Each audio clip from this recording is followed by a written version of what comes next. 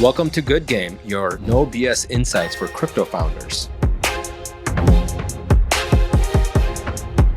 We go through our ups and downs, and I think in terms of attention, there's a lot of exciting new releases happening on the AI side and the robotics side. And I think that is overshadowing what's happening on the crypto side. That's exactly what's happening right now. And so, there's going to be periods of innovation that's going to capture lots of minds and hearts. And I think that's right now in AI and robotics. Whereas in crypto, I think it's going through a rebuilding process.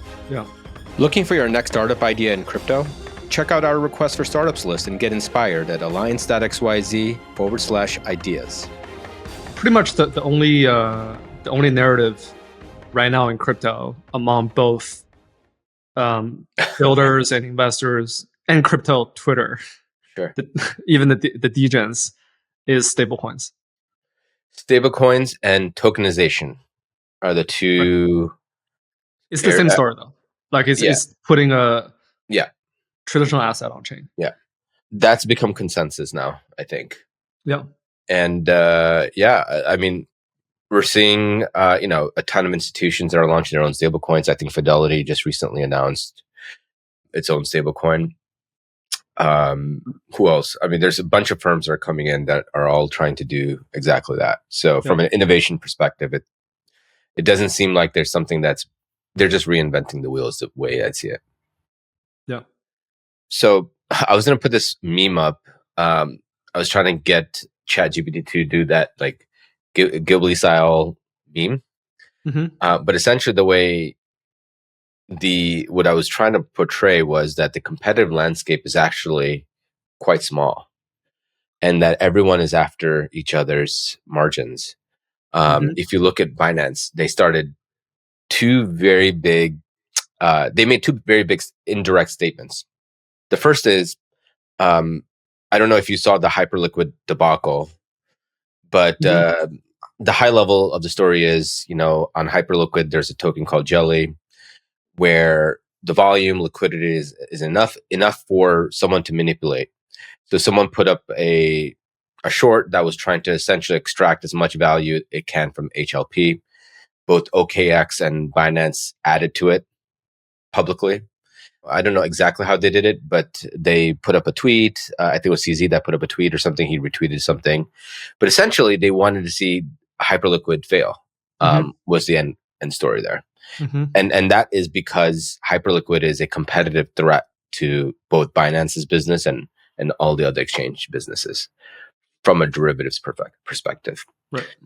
Second, I put a tweet out a couple of days ago, but pretty much talked about how Binance is now listing tokens that are listed from Meme, which is a pump swap or pump .fund copycat on BNB.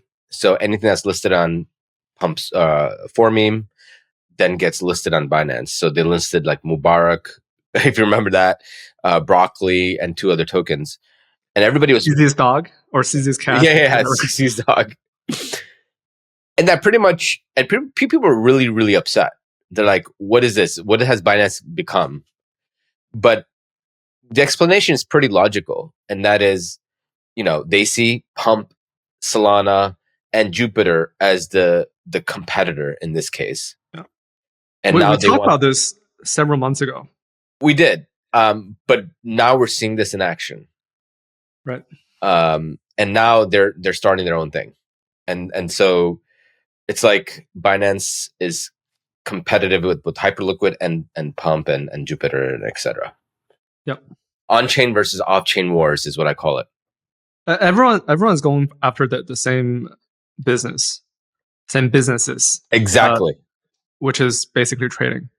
Exactly. Trading on one side and then stablecoin on the other. Trading is a bunch of crypto native businesses and decentralized protocols.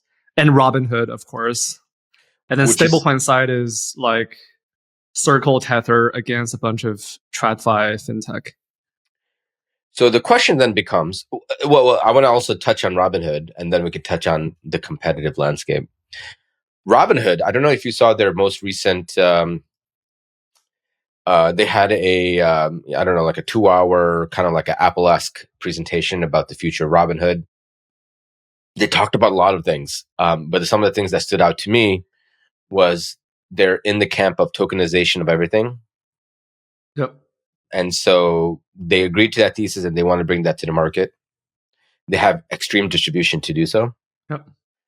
2 is tokenization of real estate and how they want to bring real estate to everyone to trade. Yep. I don't know exactly how, but I would assume, and we've talked about this a year ago, was the concept of like a tradable OpenSea MLS, right? Like you go on OpenSea and you buy and sell properties, right? It's similar to that. Right. And the other thing, which It could be a derivative. It could be. Oh yeah, it could be. Like, because Robinhood is very good at. I don't think Robinhood wants people to trade boring spot real estate. No, they want people to trade highly leveraged derivatives on top of real estate. It's like they really understand their market. That's like their bread and butter. They understand their customers really, really well. Yeah. And the other thing that threw me off guard was, did you see their cash delivery service? No, how does that work? So I'm not sure exactly like the details of it, but the high level is you could get cash delivered to you versus going to an ATM. Like physical cash? Physical cash. Okay. Why? Peer-to-peer. I thought of this as a kind of a new take on peer-to-peer. I mean, like, who uses cash these days is what my first thought was. But it turns out, like, I mean, I think probably most people use cash for stuff, right? I mean, all my contractors prefer cash. Yeah. My barber, cash. I mean, they even stopped asking me to use Zelle because before I would use Zelle, they're like, I don't want Zelle anymore. Yeah. Just give me cash. It's privacy. It's privacy. Yeah. And so that is the driver. And I thought that was the most interesting announcement of all the announcements. I understand the pain point. I don't understand why they would do it. The pain point is if I go to a bank and I want to take some cash out over $10,000, they would ask me a bunch of questions as if the money was not mine and theirs. Yeah. And that's really painful. It is painful. As a customer of banks. I understand the pain point, but I don't understand why Robinhood wants to be in this business. You know, it could be it could be that the ATM business is still very, very profitable. And if you could take that business. Like, do they want to become a bank or something? Is that what's happening? So. They want people to deposit money? Yes. They want people to deposit money so they can lend it to someone else and capture the spread, effectively being a bank. That could be the underlying reason for it, which is like, take your money out of your bank, give it to us. Yeah. But I mean, it's cash delivery service, but like they are offering additional incentives. So most recently they announced they made an announcement where you get, I'm actually thinking about this, which is if you roll over your brokerage account, we'll give you an additional 2%. Yeah. As a bonus. So I'm actually considering rolling it over because it's not bad. And so they're making an aggressive push on, it seems like, on all aspects, whether it's traditional business, traditional banking services, whether it's traditional brokerages, or now the new age of crypto exchanges. They have their hands in, I would say, all three verticals. I think Robinhood is the biggest threat to Coinbase. I think Robinhood is the biggest threat to crypto startups, because all the services that they're explaining, like whether it's tokenization of X or Y, is what we want to do with our founders, right? Mm-hmm. And if they become the main distribution point, then you kind of cut out the middleman in this case. Yeah. So, and so then like, let's bring it back home. Like, and now you see the competitive landscape, and it seems like the competitive landscape right now is very small, and it gets even smaller when you have Robinhood and others in the mix. When you say small, you mean there's a bunch of people going after the same pie. Yeah. Hyperliquid, Binance, Coinbase, Pump, Solana. PumpSwap is what, like 30% of the volume, on-chain volume now or something? Something Something pretty big, pretty Yeah. substantial. Yeah, it's pretty big. I'm not sure exactly what the most recent numbers are, but yeah, so 24-hour volume is 294 million. Wow. Revenue annualized 30 million. Radium, AMM, 332 million. Wow. Volume. Yeah, volume has dipped. Now it's at 200. Yeah, pretty much. Pump has overtaken Radium in terms of volume. Is the way what I'm saying. Yeah. So, what data are you looking at? DeFi Llama. Yeah, same. The 24-hour volume is about the same. Yeah, they're on the same order of magnitude in terms of volume and revenue. Yeah, I think what's keeping Radium consistent is just the tokens that have already launched on there. The majors. The majors. But eventually that could dip, right? Yeah. So you have Pump that took, yeah. So like, you have Jupiter that launched Meteora also, which is its own name. Well, I'd say they're two different companies, but it's part of the same like set of companies and founders. Which is an AMM. You have Jupiter, that's the aggregator, right? You have Moonshot, which is one of their partial acquisitions or whatever. So it seems like the competitive landscape is going after the same marginal customer. And the question is, how do you open up the pie and get more users onto crypto? I think that's the next question. So yeah, so going back to your original point, as far as like it's kind of boring. This is what's playing out right now, I think. Yeah. And because of this, we have to just wait and see where this goes before we see, I think, the next level of innovation coming out. Yeah. I'm seeing some experiments, like there's a startup called, I don't know if you saw Noise on Mega ETH. That's, people are talking a bunch about that, which is essentially they're using Kaido as a way to long short trends. So it takes like the mind share data, right? Mm-hmm. Think of Kaido as it's like fantasy. It's like fantasy, but focusing on trends rather than creators. Exactly, and they use Kaido as a oracle. Yeah, I mean it's fine. Like we've like these ideas we've thought about them for a long time, and these are financializing attention basically, and we've had a thesis about this for at least a year or two now. It's just a regurgitation of this thesis that's coming up, right? So, but nothing that has really changed the landscape, in my opinion, outside of some of the stuff that we've seen launched, like Pump and others. Because so that's kind of the way I see it in the crypto right now. Anything else on the crypto side? Circle IPO. Yeah, the Circle IPO. Let's talk Circle about that. IPO. So they're priced at like 3 to 4 billion. Is that right? Yes. 4 to 5. I can't remember the exact number, but it's somewhere in that order of magnitude. Which, by the way, is slightly lower than I would have expected. Maybe I have a back bias. I think you have a back bias. I have a back bias. But the most interesting thing about the IPO filing is that they are paying 50% of their reserve revenue to Coinbase. The reserve revenue is whatever revenue that they generate from putting the money into treasury and other yield instruments. But they're paying 50% to Coinbase. And that number, in hindsight, is not shocking, but it's still pretty big. Right? It's a big number. Their headline revenue is like 1.7 billion last year, and they paid 800 million to Coinbase. So that's really interesting. The reason why it's interesting is that it is fundamentally the same story as Pump Swap versus Radium, in the sense that Coinbase is the main channel of distribution for USDC. Yes. And therefore, it has a lot of bargaining power against Circle because it owns the end user. And Circle, when they started Circle, or when they started USDC, they understood this.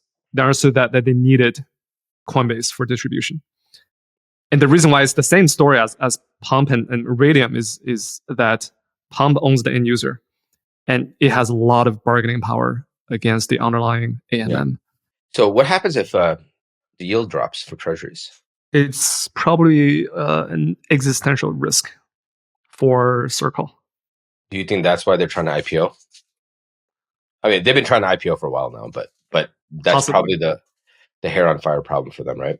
Possibly. Because Trump and Scott Bessent have been talking about lowering the rates for a while. What's also interesting is Coinbase does not retain all of the revenue from USDC. They remember, like, if you as a user deposit money into Coinbase, you actually earn a lot of the yield. Like you earn a 4% or something. Yeah. So Coinbase actually gives the majority of their revenue, maybe all of it. I don't know what the exact number is, but they give the majority of the revenue back to the user. Yeah. I think what's happening there is Coinbase is using USDC as a user acquisition tactic. Yeah. And they're getting some of that money back from Circle. Exactly. As compensation. Basically, Circle pays Coinbase for Coinbase's user acquisition. And Coinbase ultimately can make a lot more money from their other businesses, including the trading business. Because the trading business is a far bigger, far better margin business for Coinbase. Circle is fighting it seems like a losing battle, right? I mean, they have a regulatory moat for now, but given other TradFi businesses coming in, that can be a risk for them as well. Yeah, I think USDC is pretty much is the dominant stablecoin in the US, but not anywhere else in the world. Everywhere else in the world is USDT. Yeah, it's funny you mentioned that because I was going through our stablecoin chat with our founders, and one of the founders from, I think it's from Colombia. He said USDC is pretty cooked in LATAM, at least at the street level. No one uses it. It's a shame, really. They have much better solutions than Tether. Yeah, the network effect of money is too big to overcome. Yeah, because there's a brand people are used to USDT for 10 years, and they trust the brand. Yeah, despite all the FUD you see on Twitter. And we're talking USDT on Tron, right? Tron has a lot of USDT. I don't know what the latest number is, but the last one I saw was like half of it. But USDT is on Tron and Ethereum everywhere. So what do you think the end game is here? Like, what do you think will happen to Circle? Just based on we kind of gave our audience a competitive landscape on, like Hyperliquid, Pump, Binance. And maybe we didn't tell what we think is going to happen, which we should. Mm-hmm. But what do you think is going to happen with Circle's business? I mean, where they are, they sit in the middle, right, of regulators and Coinbase as one. You have founders that are adopting USDC. You have DeFi protocols that are adopting USDC. Mm-hmm. So there has to be some lock in there. Mm-hmm. Where do you think this goes? I don't know. I think it's for Circle. From the outside, it seems very difficult as a business. I don't know what they're going to do. Yeah, I don't either. But it seems to me they're pushing for more on-chain stuff. Actually, the best thing I like about Circle is CCTP, the bridge. Yeah. It's effectively a centralized bridge. Yeah. Where if you want to move USDC from one chain to another, it's done pretty quickly. I think they're rolling out a new version, and it's a lot quicker than before. You can settle within a minute or something, and it's free or virtually free. Yeah. But the reason why I really like CCTP is that it's centralized, because when you make a cross-chain transfer from one chain to another, all they need to do is delete a number in one database, in one table in their database, and then create a new number in a different table in their database. That's where they're able to do this pretty quickly. And matter of fact, as a user, I trust this bridge better than the hard tech. I trust dBridge and Wormhole. I use those pretty often as well. They're great. Yeah. But yeah, I mean, if you were to, compare it even on the slippage side, right? I think Circle has the best solution. Yeah. So there's two M&A deals I want to talk about just briefly, which is Kraken acquiring Ninja, which is one of the largest traditional derivatives products that are out there. And the second one is Deribit by Coinbase, which is rumors. I'm not sure if it went through or not, but there's rumors that Coinbase made an offer for Deribit. Mm-hmm. To me, it just seems like the incumbents are trying to expand to new lines of businesses because the crypto trading as your all-in-one egg basket isn't enough to drive value back to stockholders or future stockholders for Kraken's case. That's kind of the way I see it. It seems like just generally speaking, on the innovation side, there's not much innovation going on. It seems like we're growing and doubling down on the additional growth. And it seems like crypto is kind of moving outside of crypto to trad businesses. Whereas you have Robinhood that's in trad that now came, I mean, they've adopted crypto early, but then they stopped. And now they're coming back aggressively. So it seems like both are happening at the same time. Yeah. Yeah, that's how I feel. All right. Sentiment check. Where are we in the market? We have Michael Saylor that just did a $2 billion offering for STRK. That shouldn't be news anymore. He does that every week. Yeah. And so he ended up buying the last top, which was around a local top, which was around like 88K. And now you have GameStop that just did a $1.6 billion offering. And to me, it seems like GameStop is doing that as well. Yeah, they just did they finished their offering yesterday. Jesus Christ! Look, like I looked into Saylor's like liquid acquisition strategy, and like it's very hard for him to get liquidated. Yeah, I mean, like Bitcoin would have to be trading less than 20K for like months on end before he could get liquidated. So I see some people's concerns, but after looking into it, it seems like he's okay, but it is still very worrisome, right? He's gonna be okay. He's gonna be okay. He owns like 3% of the total supply of Bitcoin. It's just very, it's very aggressive. He's very aggressive. Yeah. I don't know what kind of childhood trauma he's got. Yeah. But, he would have been if he was technical and he was interested in anything else aside from Bitcoin, anything else in tech outside Bitcoin, I think he would have been a great founder. Well, technically, he was the founder of MicroStrategy. Exactly. I mean, you're right. But yeah, the services business wasn't probably exciting for him. Yeah. And he needed something to get excited about, and I think Bitcoin was it. Yeah. Okay. Anyway, back to the original point, like where we are in the cycle. Yeah. By the way, on our last pod, I was like, pretty low energy, and some audience noticed it. I was too. It was not because the market was down. I was just very sick. I had a cold, and we had the biggest allergy season where I live in history. It'll all boil down to what Trump is going to say today. So today is the Liberation Day. Fortunately or unfortunately, we're recording our pod on the Liberation Day. So everything that'll happen in the coming weeks will depend on what Trump will say today. I think there's a small number of US stocks that are reasonably valued today. So I think Google is one. So we can talk about all the AI stuff because Google is making a comeback in AI. And its valuation is pretty reasonable. I'm bullish on Tesla. I'm bullish on Tesla, yeah. Because I bought my Cybertruck in November last year. And so did you, right? You bought it. You bought yours in like October or something. I remember in November last year, it wasn't quite perfect yet, but within the span of like 2 months, like I don't need to take over anymore. Like in November last year, I had to take over from the FSD once in a while. And then over the last 2 months, I can't remember the last time I took over. Same. Over the last 2 months. Yeah. FSD is just, it's a life changer. And that's why I aped into Tesla. And then there's, I think the current timeline that Elon is thinking about for rolling out Optimus is late 2026 or 2027. Of course, he's usually very aggressive, overly aggressive with his timeline. For me, Tesla is basically the most liquid venture bet in the entire market, in the entire world. It's a venture bet on FSD and humanoids. Would you order the V1 of the humanoids?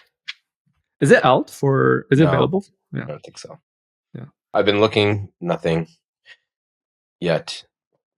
I think I'd agree with what you're saying. I think Robinhood, if you were into crypto and want exposure to the broader markets, is pretty good too. I'm not sure about Coinbase versus Robinhood. I'd probably buy Robinhood over Coinbase, just the way they're strategically positioned. But things could change very quickly with that acquisition with Coinbase, etc. But I think Tesla is like the most exciting venture bet in crypto. If you were to make a public asset investment.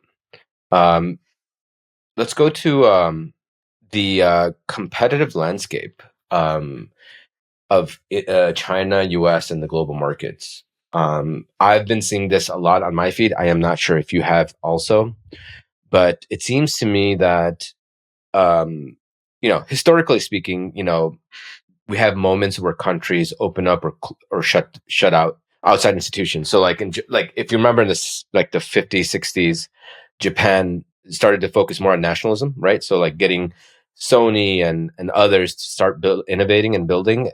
And that led to some really great products. And I feel like we're recreating that with US, right? So the US is now shutting out outside import export, and they're focusing on doubling down on companies that are made in the US. Obviously, there's a lot of benefits to that, but then there's a lot of pain also that comes with that. And the pain is obviously like consumer pricing. When you get products, it's going to be more expensive. Obviously, manufacturing historically has been given to Asia. Even if you think about, like, you've read the chip wars, I've read it too now. And in the early like periods of even chip manufacturing, the US couldn't handle chip manufacturing in terms of yield of chips. So much so that the precision of the way chips are assembled in China or Southeast Asia far outweighed what the US has ever been able to do. So they own chip manufacturing from the start, I would say, which I would say now we're paying the price because, pretty much manufacturing as an industry is owned by China, in my opinion. So much so now that even like the founder of Anduril, Palmer Luckey, has said something in the order of like, if China can manufacture 300 battleships a day, US can only manufacture 10 to 12 a day, which puts us at a, pretty much a backwards motion in terms of being able to innovate and outbuild China. Like if we were to go to war with China, as an example, we would lose in terms of manufacturing. You said ships, not chips, right? Ships. Okay. Ships. Yeah. As the perfect example. I won't even go into like the chips and the innovation that's happening there with China and SMIC. We talked a bit about it last time, but I'm just talking about where we are, right? I feel like US had the lead in terms of like innovation, and it still does, but it's like a war where now China's like, well, we could do it too. So they had DeepSeek, and DeepSeek was the first real like existential crisis for the US. Like, holy shit, we're actually being, we actually have competition now, is the way I see it. Yeah. But there's also like, the Mag 7 is not resilient anymore, right? Like if like BYD is a perfect example of this. BYD is like the Tesla competitor in China. And if you look at those cars, they're pretty innovative, right? The Chinese cars are really shocking because 5 years ago, if you look at the Chinese cars, they were total garbage. They look like garbage, and performance-wise, they were garbage. Yeah. And within the span of one generation, they managed to build better, I would argue better looking Tesla, more performant Tesla, and cheaper. I think the only thing where Tesla is ahead today is the autonomy, is the FSD. But everything else, the Chinese cars are really impressive right now. 100%. But that's because of the power of the manufacturing. They own manufacturing as a moat. Yeah. And because of that, they can out-innovate America. Like, we can have the ideas, but they can just copy the ideas and then add stuff on top. That's exactly what happened over and over again over the last 20 years, is that America comes up with something new, be it electric vehicles, Yeah. or solar, Yeah. or AI, Yeah. and then and social media came out of the US, and then China just then learns everything about how to do it, how to manufacture, how to write the software, how to build AI, and then within a couple of generations are able to produce better products and cheaper. That's right. So I think what's going to happen with humanoids is the same thing, the exact same thing is going to happen. Tesla will build the first humanoids in production, and then China is going to copy and make it more performant and cheaper. I'd say like humanoids are already out in China in the open, from what I've seen. I don't know. You know this probably more than I do, but I've seen videos. No, it's not.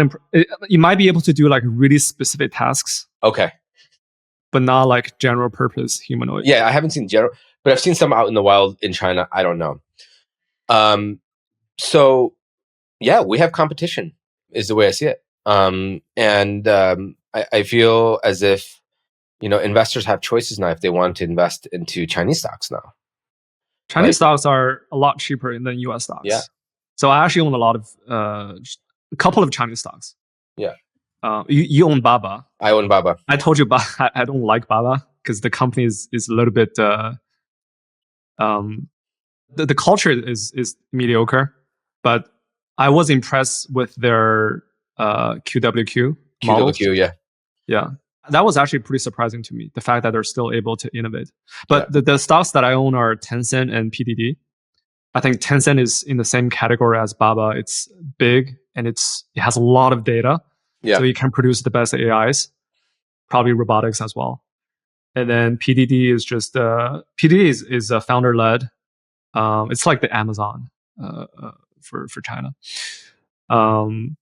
And the culture is very good, still like a startup. Yeah. And it's very cheap. Okay, so this is kind of the competitive landscape between China and US. And because of that... Oh, on a related note. Yeah. On the AI side, you've tried Manus. Yeah.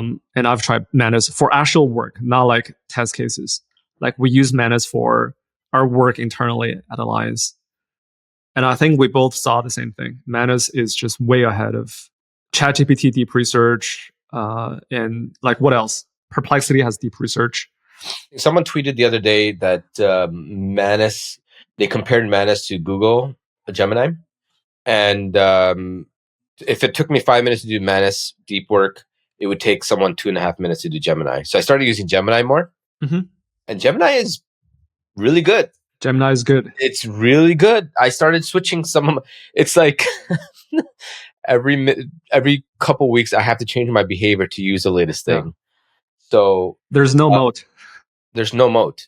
And so I've been now using Gemini more often. Last night I tested out Gemini's new feature, which is the live conversation feature, where it's the latest update from yesterday, where you could actually brainstorm with the AI live as far as what you want to work on. So let's say I want to throw a birthday party or something. I was able to ideate with the AI. I was able to figure out locations, figure out pricing. And I asked to make the phone call. Can you just make the call for me and then do it for me? And it did. It didn't yet. Okay. But it got me to the point where I just have to call the place and I know exactly what to do. Yeah. But that process is very easy to dial and automate the service, right? But can ChatGPT also do this? Or you're saying it's not good enough? It's not good enough from what I gathered. It was almost like I don't know if did you have a chance to play around with Sesame, which was the most advanced voice model that's out. It's shockingly like talking to a human. And so they had 2 models. So I played with both, and I was really shocked as how far advanced these voice models are. Who's behind Sesame? No one's in specific that I can point out to. Some founders. Okay. But Sesame by far is advanced. Like I've played around with it, and like I had my wife play around with it, and she's like, she started like shuddering, like this is weird. Like, it's like I'm talking to someone like that's human, but it's not human. Yeah. Pass the Turing test. Yes. And so she was even like the way it simulates breathing. Like it's very good. By the way, like what you mentioned about Google is exactly the reason why I own the only American stock that I own right now is Google. And the reason for that is Google's forward PE is like 17. It's not cheap. It's not that cheap, but it's reasonable. Yeah. Compared to like the other Max 7. And for the first time in like 1 or 2 decades, Google is actually able to compete on the cutting edge. Because before there was mobile, and then before that there was social. And Google lost both. Yeah. Well, Google has YouTube, but Google acquired YouTube. Yeah. But Google lost to Facebook with like in the early days of social, and then lost to I mean, it was never able to compete on mobile with Apple and Microsoft, even Microsoft, right? But AI, I've always felt that Google has the right DNA to win AI, because AI is deep software tech. Yeah. And Google is very good at it. I would not be surprised if by the end of this year, Google becomes the best, has the best AI. Sergey came back for this, FYI. Sergey, the founder of Google, came back. He came back to Google, and he's working overtime, apparently. Oh, that's the rumors that I'm seeing on Twitter. Okay. Apparently, he's working overtime to make sure that Google wins. Yeah. What I liked about Google was that when I do deep research on Google, it gathers data from YouTube. So like people's podcasts as an example, and like other types of like real-time information, which I thought was a unique edge for me. Like sometimes I'm like, well, this research probably would be better if I did it on Google versus ChatGPT or Manus as an example. Right. And so I started using Google for that reason. Yeah. And so like you could think about like certain edge cases where you think you could get better information based on the data they have accumulated. Yeah, actually, no, that's a really good point. Like I probably still use a combination of like all the top 5 AI assistants like ChatGPT, Perplexity, Claude, Gemini, DeepSeek, so on and so forth. But like there's always one that I prefer over others depending on the situation. Yeah. And right now I cannot tell you exactly in what situation I prefer one over the other, but it's in my head. Yeah. Like I just have an intuition. Okay, in this moment I should be using ChatGPT. Yes. Yeah. Right? Yeah. Like over time you just develop your own like neural network for choosing the right AI system. That's right. OpenAI just raised around for 30 billion. For 30 billion? At a $300 billion valuation. That's pretty scary. High. It's pretty high. Yeah. SoftBank, obviously. Yeah, of course. Okay, so AI is getting pretty cutthroat as well, both on the base model side of things and all the applications. All the Max 7, except for Apple, I would say, are investing pretty deep into AI. Apple is probably also investing a lot into AI, but they haven't built anything yet. Yeah. But last week, Amazon released or launched their own browser use product. Oh, that's right. Yeah, they did. So they're competing with ChatGPT, Anthropic, everyone else on browser use. Side note, recent interview with Jeff Bezos. Apparently, he's back and going all in on AI as well. He's back to working? He didn't say directly if he's working. He goes, what's the number one thing that Amazon, like the guy didn't even finish the sentence and Jeff Bezos is AI. Yeah. So I think personally, like everyone's back and they're excited and they want to win this race. Yeah. Like Sergey's back. I don't know if Jeff Bezos is officially back, but you could tell like he's in the weeds with AI and Amazon. Yeah. And this is probably the most exciting, like this is the most competitive, but most exciting period of technological evolution here. Yeah. Yeah, it's pretty crazy. Do you want to talk a little bit about coding, AI coding? Because this is so the CEO of Replit. Yes, go ahead. Said last week that I no longer think you should learn to code. It went viral. The tweet It went went viral. viral. And a lot of people were pissed. I mean, rightfully so, but it is something that's going to happen, right? I think people misinterpreted his quote. He said, "I don't think you should learn to code," but he didn't say you should not learn to code. I think what he meant was you don't have to learn to code anymore. Yeah. Rather than you shouldn't learn to code. Yeah. I think there is a big difference between the two. Yeah. But there's a couple of anecdotal data points I'm seeing right now. So one, within Alliance, in the current batch, I asked all our founders all the technical founders in the current batch, how much productivity improvement have they seen over the last 3 years? Basically, since ChatGPT came out, from ChatGPT to now Cursor and Windsurf. And the range of answers they gave me was somewhere between 2 to 4x. That is an insane. That's insane amount. Productivity boost. Yeah. On the coding side. The second data point is when I talk to founders individually, the non-technical founders individually, I see more and more of them that tell me that they start to use Cursor to vibe code their front end. Yeah. And the reason why that's important is because oftentimes the non-technical founders, so when you have a team that has one technical founder and one non-technical founder, often the non-technical founder is the visionary. They know what they want to see in the product. Yeah. Right? Yeah.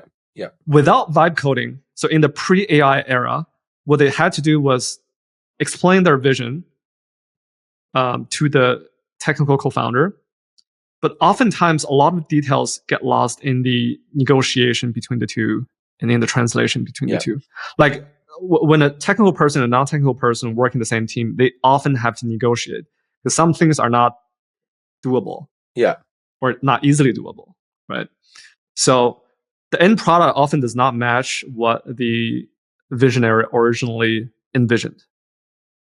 But now with vibe coding, the visionary on the team can translate what they have in their head into the actual front end. Yeah. And that is really, really powerful. And of course, that piece of code will not be perfect given the current state of vibe coding.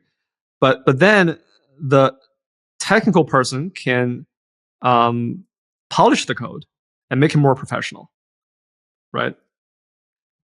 And so, like, this really is the era of the idea guy. You're an idea person, you have an idea for what the product should look like, and then you can talk to AI to translate your idea into actual product, at least into the actual front end, the exact front end that you want to see. So that's the second data point that I'm seeing.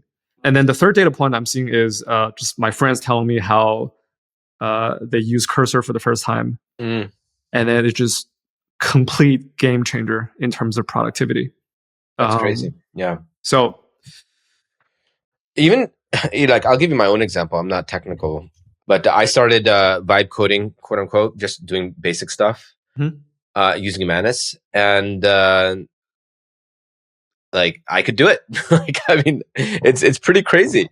I just deployed my own AWS server and I just started uploading the code, and I was like, wow, like this is I was building a Telegram bot, nothing crazy, but for the first time, I think it opened my eyes as to like what founders are going through, right? Like if I could do something like this, imagine what they could do, is the way I saw it.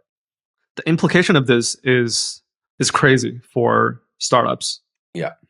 Because at the current pace of development in AI coding assistance, sure, I see a world where it'll no longer take more than $500,000 and just a couple of guys to build a unicorn. It's interesting you bring that up. I was speaking to one of our founders, Poof. It was they were originally called Terabase, but they changed to Poof.new. And they're essentially building vibe coding for crypto to start. And when I asked him, I said, who's your like first group of customers you want to go after? And he said, essentially founders that want to come up with an MVP. Yep. And I'm like, that's like a perfect set of customers to go after, right? Yep. Like if you have an idea, go out and just like test your hypothesis. It gets you, a quicker feedback loop in terms of understanding whether or not you want to build for that customer base or you want to quickly switch. So much so, I do think the rate of innovation of the types of apps that we're going to see is going to increase tenfolds because we can get to product market fit quicker, because we could test out the hypothesis quicker. The other type of customers they can go after is just consumers. Sure. And so if you want to create an app that is customized for you, Yep. that sits on top of some AMM or whatever, you can use their product to do that exactly for you. And so I think there's a world where there's going to be thousands, if not millions, of micro apps, and every micro app is tailored for the end user themselves.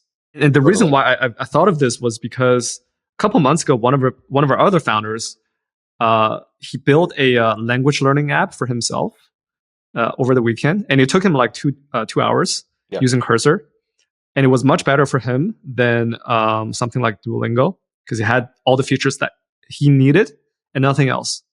It took him a couple hours to do that, and that was the light bulb moment for me. And I was like, okay, all these big apps are great, but they're not tailored for every person. And there's always one or two things that a individual user wants that those big apps don't provide. And so there is a world where every person can just create an app for their own use case. Here's the deal. I want to give you do you know Level SIO on Twitter? Yeah. He's like an indie dev, etc. Builds stuff and launches it pretty quickly. And just based on what you said, he's like the type of guy that will build these like unique niche focused apps, and it makes money right away. Mm-hmm. And so a perfect example of what you just said was he put a tweet out saying Skype shut down. Someone could build some variant of this using AI, and they will, instantly get customers because people still prefer using landlines to make phone calls. And so someone went public with this and said, like, I'll do it. They did it, and they're making like, I don't know, $10K a month or something crazy. Mm-hmm. Just Yada phone, I think it was called. And so that like example and the example that you gave is a perfect like atmosphere where anyone can launch niche apps and make money right away and solve a problem for a small group of users across the globe. Right. Because you have the internet at scale that will, so you'll have customers all across the world that will have similar issues, and you'll get someone that can, I think this is the next big opportunity, is building these micro apps where you can start to make money right away. Yeah. Because before, like, there's smaller, like non-unicorn type of opportunities, like lying around everywhere. But the best people are just they won't bother with these smaller opportunities. They go after the big ones. Yeah. So like all these no one is going after these opportunities before. But now, like anyone non-technical, maybe not now yet, but very soon, within the next 2 to 3 years, anyone non-technical can build a product for these micro opportunities that makes like 10K, 50K a month. I think we're in the phase of like the micro unicorn season. Yeah. Where we're going to see hundreds, thousands of micro unicorns are going to come around. They're going to solve big problems for a small group of users, but it will only stay small. Yeah. It'll never get that big. And maybe then we'll see consolidation after that, but that's kind of the way. And the other thing is, these small startups are never going to IPO. Yeah. So what if they want liquidity? Which is a perfect reason why they should tokenize. Exactly. This is a very good opportunity for that. Another trend that I'm seeing, I want to get your thoughts on, was this guy, I forgot his name, but he launched Cal, I downloaded the app, Cal AI. Essentially, you could take pictures of the food you're eating. It'll automatically calculate the calories, the fat, and all of that, and get you a regime that's like a good health regime. Regimen for your weekly calorie intake. Yep. He's 18 years old. He got rejected from every university that's out there. Yeah. He put his you saw that, right? Yeah. And people started commenting on his admissions or whatever. That's besides the case. The point I want to highlight is it's an 18-year-old kid that thought of an idea, launched a product, and started making, I think, $10 million in ARR. And I'm starting to see more and more people that are leaving school, right? College, they're saying, you know what, we're not going to go to college. We're just going to go out and build. Yep.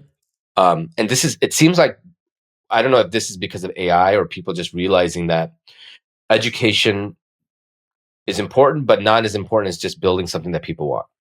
And so I want to point out to, I don't know if you read Nikita's tweet, which I thought was prescient, but he said, working at Google or going to Harvard doesn't actually give you status for one simple reason.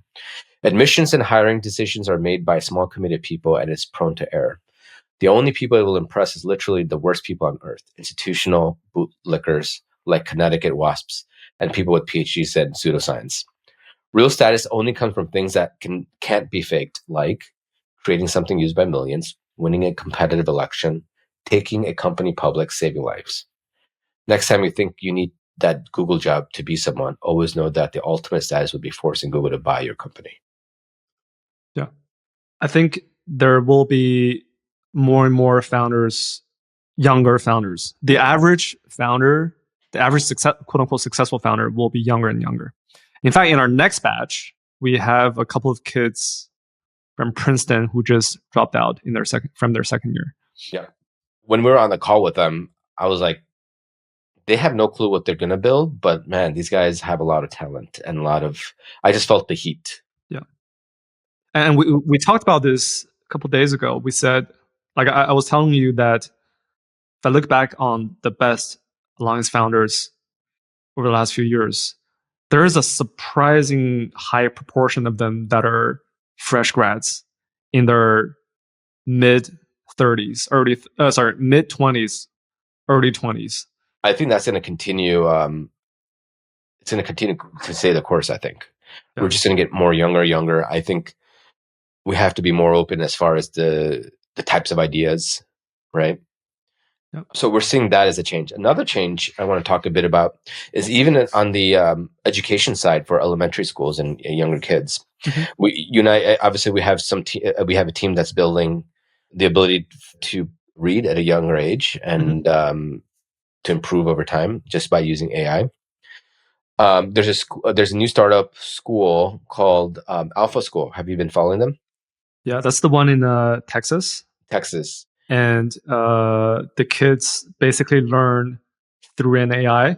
Yes. And they spend like maybe 1/5 or something of 2 hours a day. 2 hours a day to learn standard academics, and they outperform the other kids that go to traditional schools. Texas private schools use a new AI tutor rocket student test scores to top 2% in the country. Yeah. This has been obvious to me for at least a year or two because through my own experience, I just saw how powerful AI is as a tutor. But my vision for K-12 education is that in maybe 5 to 10 years, maybe longer, but that time horizon, standard traditional education system will be completely disrupted by AI. And the exact way it'll work is instead of sending your kids to a traditional school 8 hours a day, waste a ton of time in classrooms listening to like boring teachers, and then learn about things that you already know or learn about things that you're not interested in. You can just have an AI teaching your kids the same standard academics, but only spend like 2 hours a day. And basically, every kid will have their own private tutor. And that private tutor is an AI, of course, and it's better than the average high school, grade school teacher. Far better. Like, this is going to happen in 10 years. And I actually can't see any other way. I hate the current traditional school model, like 8 to 4 p.m., 9 to 4 p.m. It's just insanely retarded. And I just feel like the use of time, like how much can one student take, like how much information can one student take and then retain? It's just not enough. And I feel like the students are just more passive than they're active. Yeah. And with AI, you could become much more active, which I think is the right way to go. Another point I want to make here is, like, here's one of the points about AlphaSchool. or how it's explained. It's a school where 8-year-olds launch startups, 10-year-olds give TED-style talks, and 12-year-olds tackle Harvard Business School challenges. I mean, it's practical use cases, right? Like, you're actively using your brain to solve problems. Mm-hmm. Whereas before, like, you're sitting in a class and you have a teacher that's just talking. It's like 12 p.m. and no one gives a shit and they just want to leave for lunch. Like, I do think school needs to change, and Alpha School seems to be the most exciting so far. Yeah. Anything else that caught your... AI doctors. Oh, yeah. Go ahead. I saw news of Apple thinking about launching their AI doctor product. And I do think Apple is best positioned in the world to solve that problem because they have so much data. They have Apple Watch, like all my cardio data, all my blood pressure, all that stuff, right? Sleep data, et cetera, et cetera. But aside from Apple, I think there's still a lot of opportunities for startups to build AI doctors. I actually talked to Roberto on our team. He said his primary use case of ChatGPT today is for health advice. He tells ChatGPT all the time to get advice on, like, I don't know, cardio and diet and sleep and stuff like that. But I definitely see a case for a AI doctor that is a wrapper on top of these general purpose AIs, but also takes data from everywhere else, like from your Apple Watch, your medication data, your doctor's appointment history, like all your blood work, all that stuff. And it just takes all this data into account and outputs a recommendation for you. I think that's going to be really powerful. And the reason why I thought of this was because I took my son to the allergist last week. I told you, like, that was the biggest allergy season in my area. I took my son there, and then the doctor was very experienced. But like most doctors, like most good doctors I've met, he was very rushed. He didn't want to talk to me. That's most doctors. Like, what's that? That's most doctors. It's most good doctors. Like that doctor has a lot of patience, and he rushed to finish the meeting. I couldn't ask all the questions I wanted to ask, so I went back home and asked ChatGPT the same questions, and gave all the information to ChatGPT about my son. And then ChatGPT gave the same diagnosis as the doctor, but he actually gave good recommendations. He answered all the extra questions that I wanted to ask the doctor, but he didn't have time to answer me. And so I was just thinking, hey, why wouldn't doctors as a profession, at least some categories of doctors as a profession, to go extinct? Sure. I mean, telemedicine also, like, if you think about it, is just an extension of personalized medical services, right? Yeah. And I think, teleservices works for now, but I think it's a means to the end. And I think AI is going to be ultimately the solver of that problem of personalized healthcare. Yeah. I mean, I can give you numerous examples of people that I know. Okay, so like, here's a perfect example. Like, my uncle is sick in India. So like, they sent me like all this, like, documents from what the doctor says. They don't know how to read it. I just uploaded ChatGPT. I'm like, okay, tell me the summary of this. It gives me the exact summary. Now I'm like, okay, what do you think is the conclusion? How do you solve for this? And it gives me exactly what the next steps are. And then I tell him in India, and then okay, perfect. It's not that serious. I'm like, no. Or I'll tell him it's very serious. Like, it just depends. Yeah.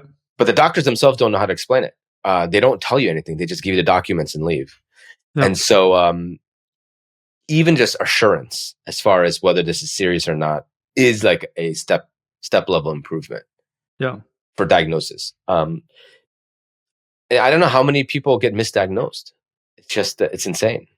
At the very least, like, AI can help you double check the work. Yeah. That doctors did. 100%. And so I do think there's I do think like a I don't know if there are like what types of startups are out there already that are medical focused. There's probably a lot. There's probably a bunch. Yeah.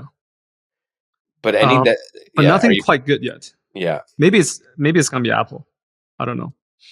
But what's also interesting is that Mike on our team, Mike, who's our legal counsel, he said that he thinks that junior lawyers are going to go extinct as a profession. Oh yeah, I mean lawyers generally speaking, right? A lot of the work could be delegated to AI for now, but Especially lawyers, the junior ones. the junior ones, yeah. Yeah. I could definitely see a hit on that industry. Yeah. Even for us, like junior analysts, or researchers, you don't really need that anymore. Yeah. So I do think breaking into these types of industries is a little bit harder for people that want to build their reputation. They're going to have to find other ways to build their reputation. One way probably is going to be just showcasing your intuition on Twitter. And I've seen some, people that have received jobs that way, where they just tweet a lot more and they put up some really good insights. And then I'm like, I'm sure this person's going to get hired somewhere. And then you see them getting hired. But yeah, it would be interesting to see where that goes. The trend that I'm seeing is that AI is replacing a lot of junior jobs across multiple industries, right? Like we mentioned, doctors, lawyers, Sure. but also even for our business. Remember back in the day, we said, we wanted to hire some analysts, Yeah. venture analysts, but now we don't need it anymore. Like for me, the role of a junior venture analyst is dead, because a lot of the analysis, a lot of the research, you can just talk to AI. Yeah. And interestingly, I think, what was it, Qiao, that tweeted that AI is Oh yeah. something to the effect of AI is a big boost for generalists versus specialists. I get his point, but the counter is the most experienced people in every industry actually cannot be replaced by AI. They have an edge against AI because they have data that AI doesn't have. And these most experienced people, they're specialists. Yeah. It's multimodal, right? Like, I mean, a generalist could be specific into one category. A person that's specific in one category could be cross-category. Yeah. And so I think it helps both sides is the way I see it. It's not just one side. Yeah.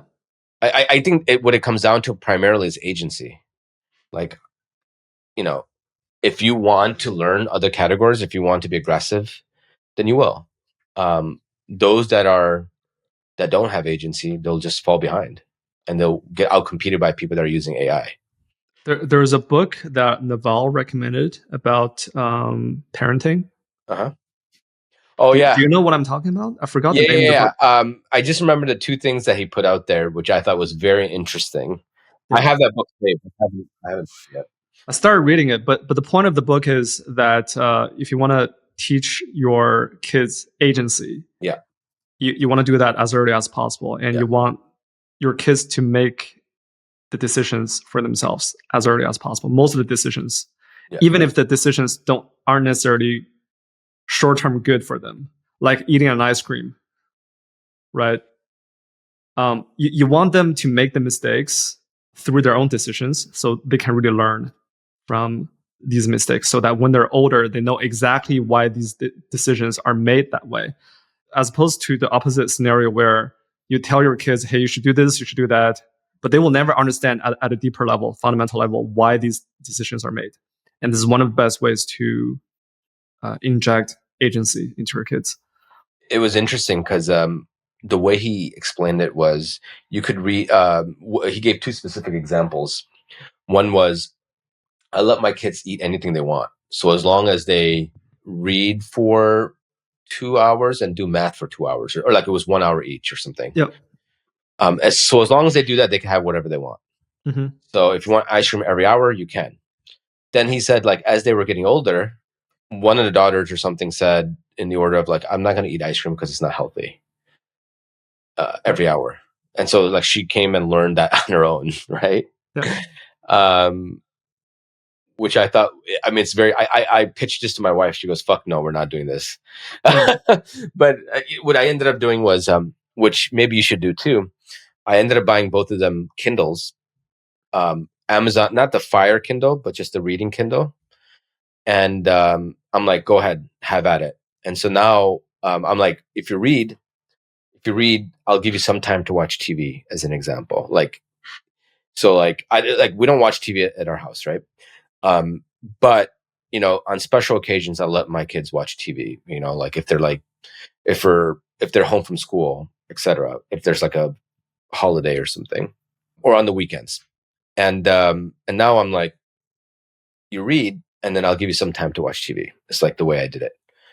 Now they're spending almost 2 hours a day on their Kindle reading, just naturally, because they just love to read.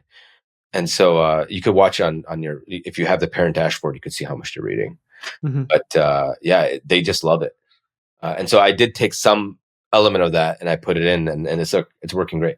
So they're reading 2 hours a day now, and I don't even have to like do anything about that. So it's great.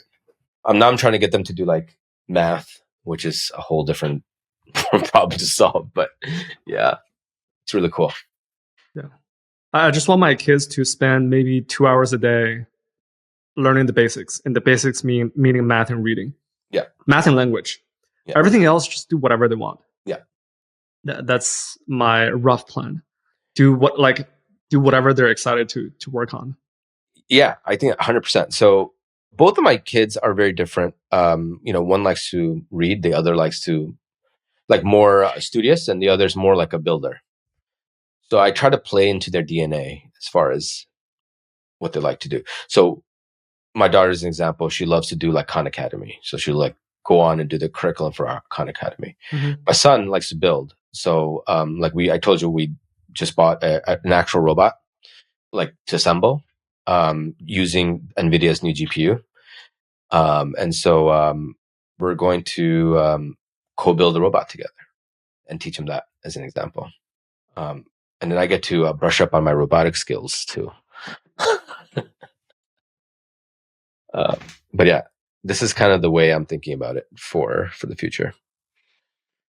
Amazon is going to make a bid to buy TikTok. Makes sense.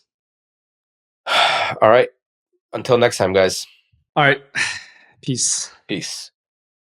As always, the views expressed in the Good Game podcast are personal to the speakers and do not necessarily reflect the views of any other person or entity. Nothing here should be construed or relied upon as investment, legal, tax, or other advice. Thanks for listening to Good Game. Don't forget to subscribe. We'll see you next week.